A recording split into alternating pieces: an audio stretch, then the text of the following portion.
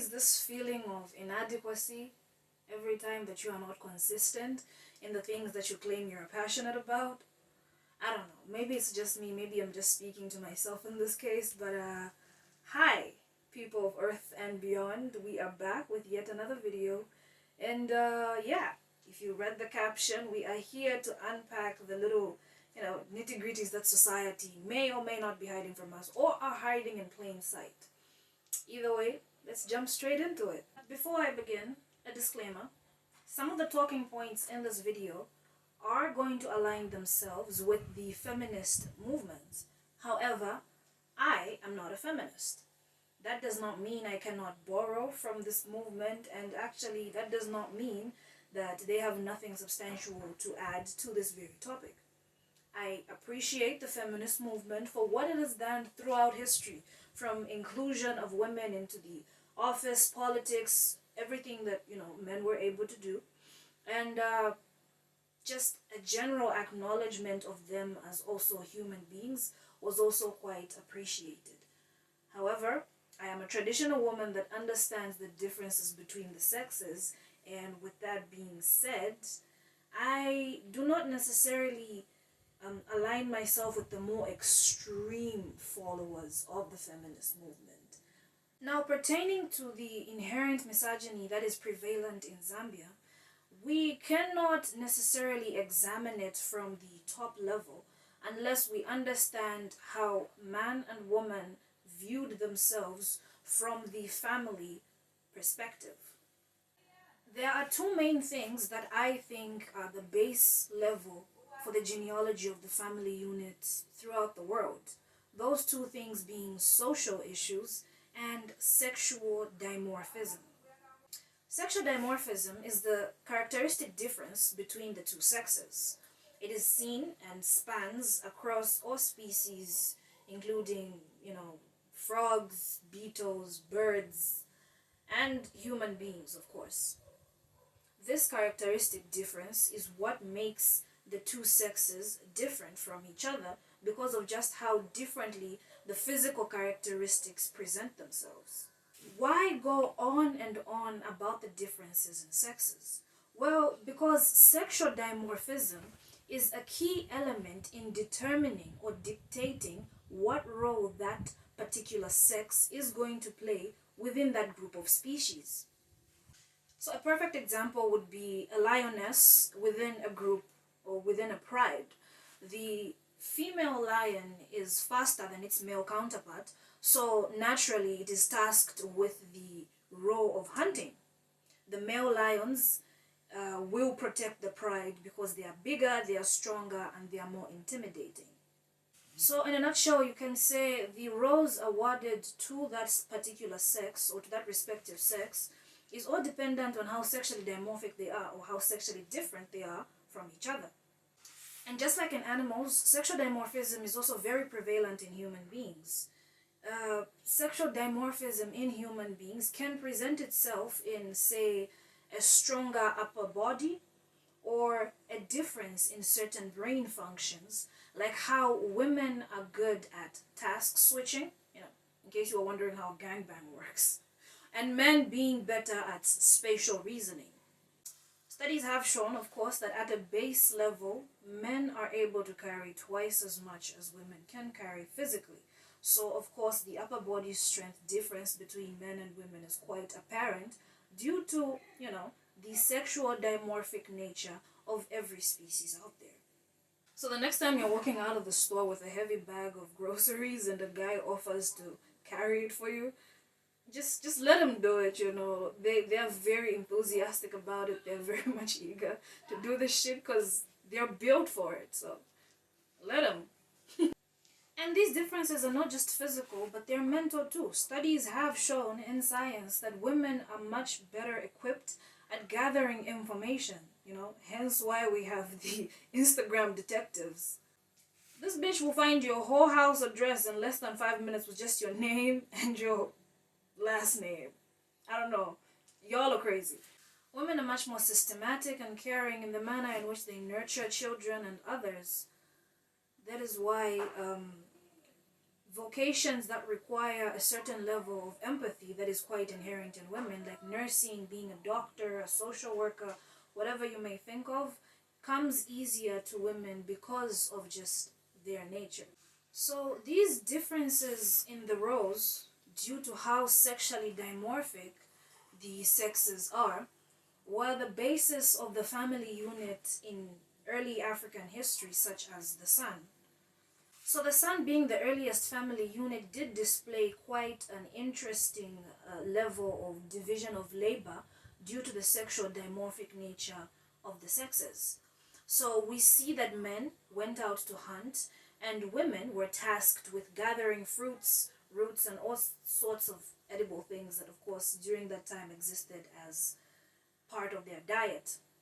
We understand that the reason as to why men were sent out to hunt was because of their prowess, upper body strength. You know, their physical prowess made it easy for them to carry out that task, just like women's intellect and systematic ability to gather things was quite useful in the gathering aspect. So because of this, there was no definite solid hierarchy within that society. Everybody's role was respected because everybody had a certain specialization that they were good at that contributed to the well-being of that society. So nobody really owned anything or anyone.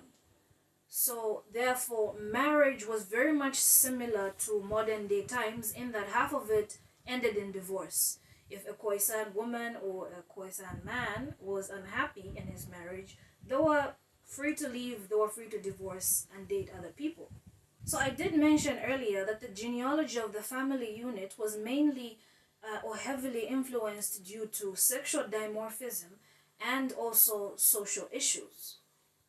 So due to societal influences on these specific roles that were given to people due to how sexually dimorphic the sexes are, it sort of brought a shift in how the family unit was being viewed. So human beings learned to structure themselves in such a way that they all depended on each other. And you needed to be social in order for you to survive. Hence, moving from the hunter-gatherer times all the way to farming and industrializations, human beings henceforth built societies. So the difference between being governed by sexual dimorphism and being governed by socialism is that sexual dimorphism grants people roles based on how sexually dimorphic they are, based on how different their sex is from their counterpart, as opposed to societal roles that we created and gave people based on what we deemed important in that society. So as time flew by, or as the importance of certain roles was rendered obsolete by others, we understand that certain roles by men were made prevalent due to the fact that they were the ones spearheading the acquisition of those resources. So these differences were seen based on how effective or how much you can contribute as a group.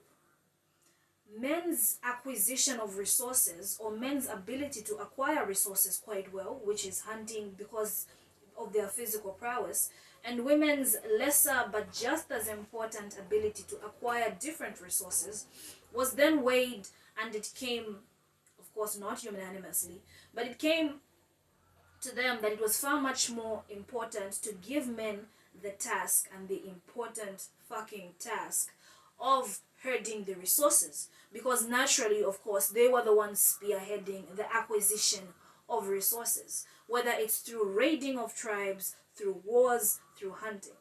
So because society started needing more and more resources, men were put at the top of gathering these resources because naturally, of course, their prowess allowed them. So due to this reason, a man's worth was then bound to the success in the pursuit of his resources.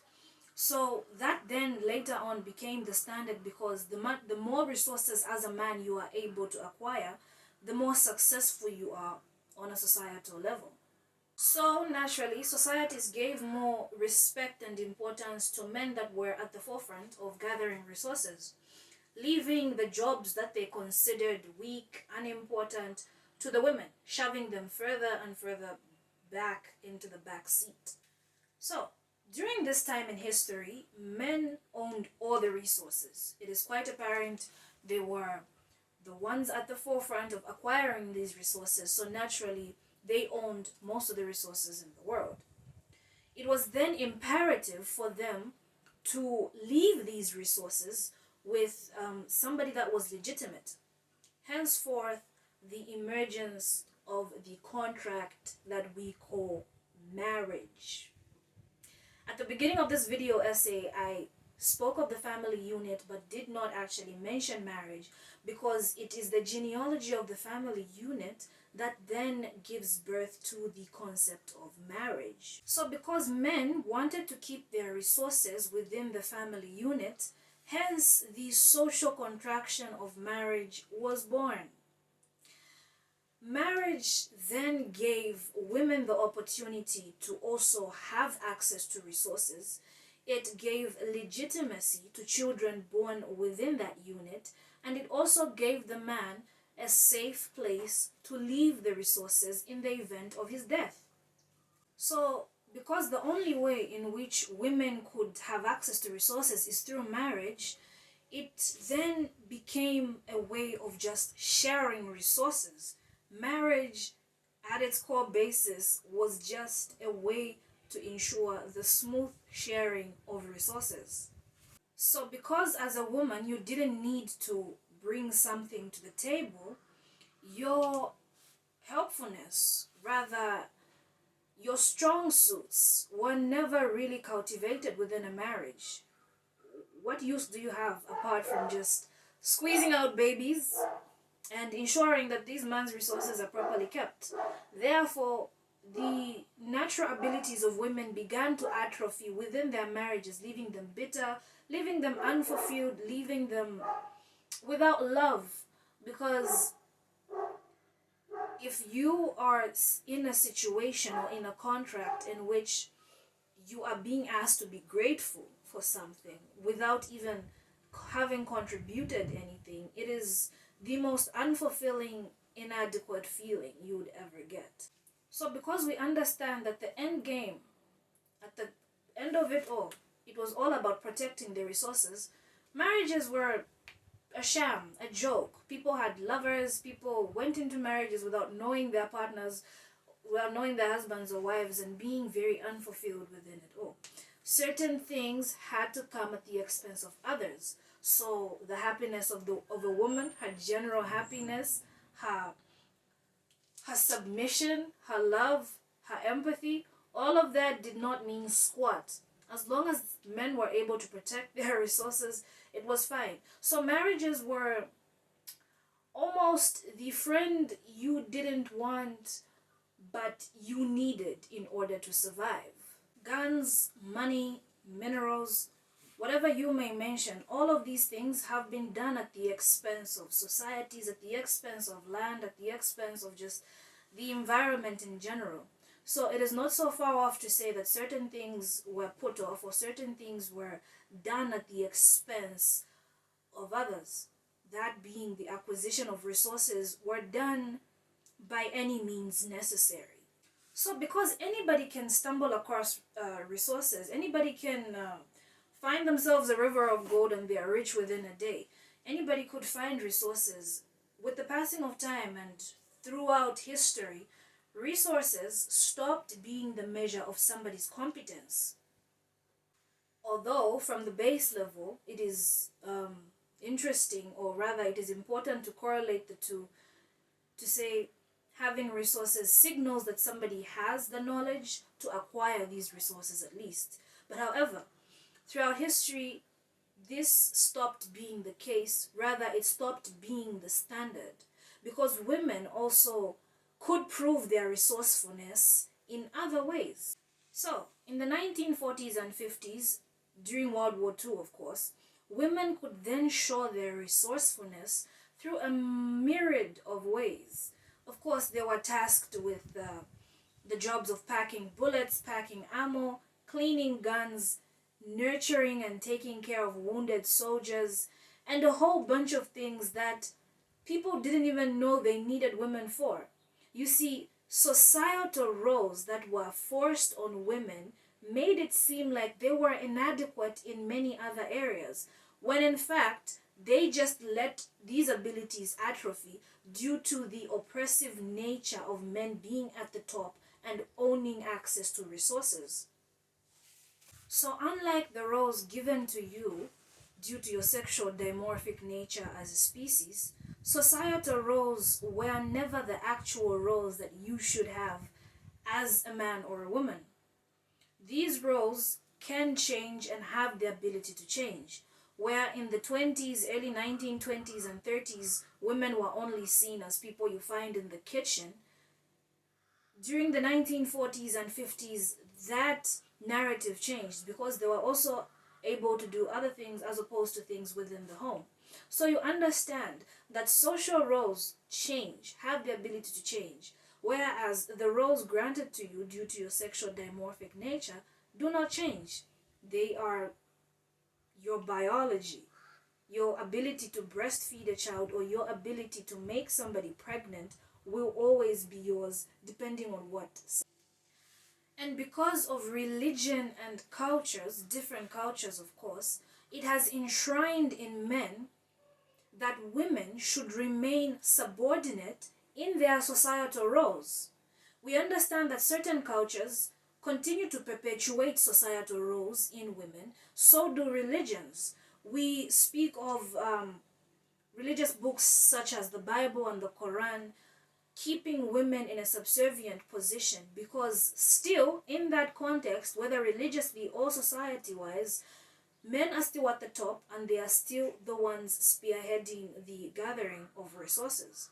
So you understand that these two things, religion and cultures of course, have also fortified this inherent misogyny that we experience even in today's time.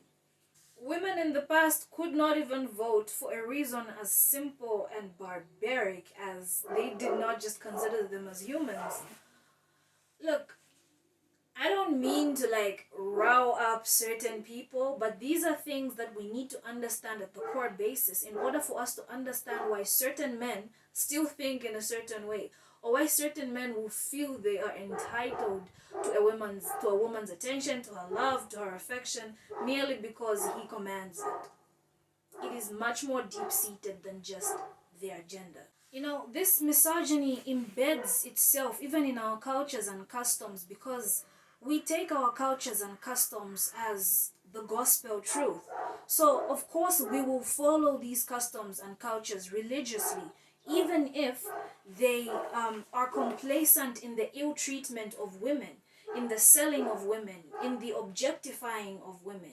It is easy because certain cultures make it easy to continue perpetuating societal roles. But what are societal roles if not something that we made up?